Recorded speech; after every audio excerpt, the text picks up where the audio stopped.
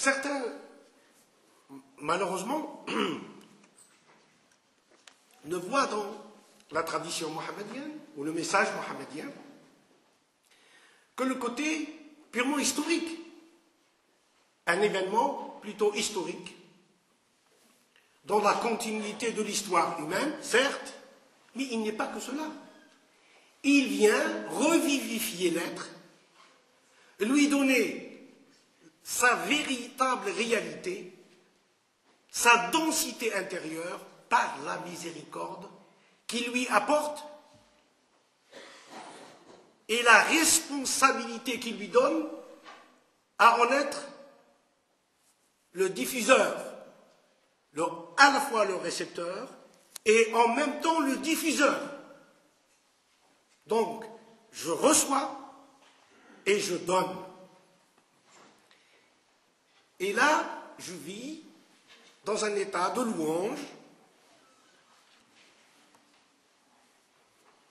qui m'amène à réaliser les autres notions dans l'ouverture, donc toujours cette première sourate du Coran qui est l'ouverture, Al-Fatiha, Alhamdulillahi Rabbil Alamin, Ar-Rahman Ar-Rahim, Maliki Yawmiddin. Donc la notion du mulk, cette notion de la royauté qui se rattache au divin.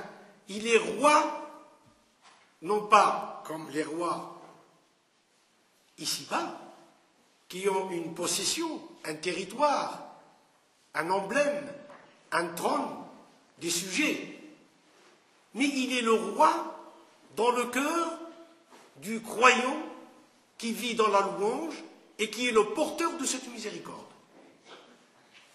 Il est le roi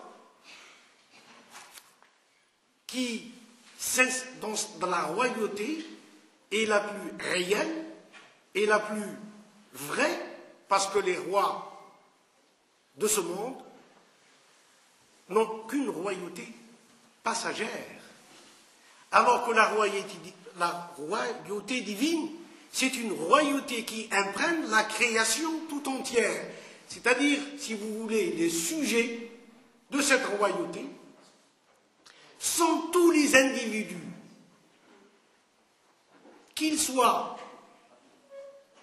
ou toutes les individualités, qu'elles soient humaines, qu'elles soient animales, qu'elles soient végétales, qu'elles soient minérales ou autres.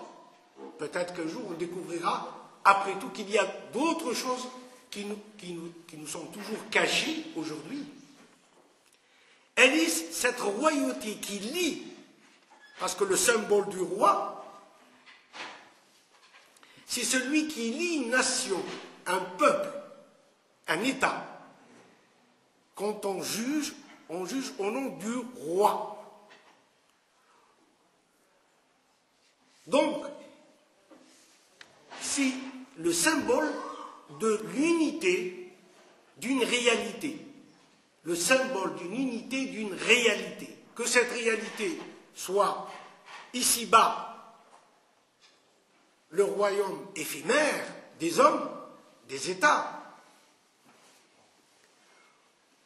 ou cette réalité transcendantale qui lie le plus petit au plus grand, le macrocosme au microcosme, qui lie la plante à l'animal, la terre à la plante à l'animal, l'animal à l'homme et l'homme au cosmos tout entier.